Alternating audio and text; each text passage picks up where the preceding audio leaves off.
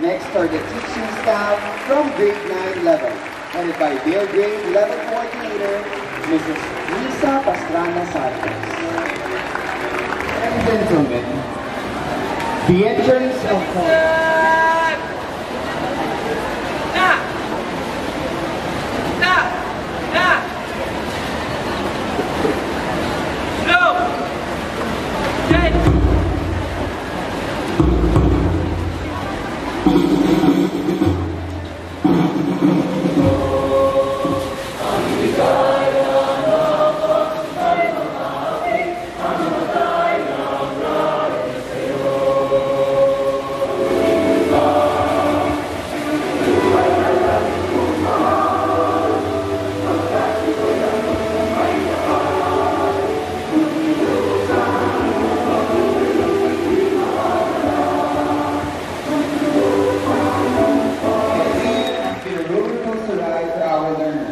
facing the challenges of blended learning with both face-to-face and not only persevered but excelled remarkably in their bilang isang kabataang Pilipino, hindi dapat natin tatakutan ang bayan. Upang ang bayan natin ay lalo at tuluyang umunlad.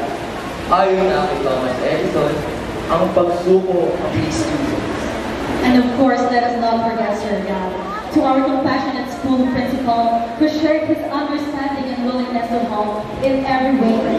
Still, Miss Annabelle Epol, and of course, our host, our student president, at naman, in Tunasan National High School.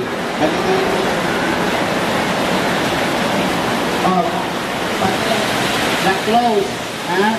O kayo ang magiging mayaman, matatayuan nyo kami ng maging doctor.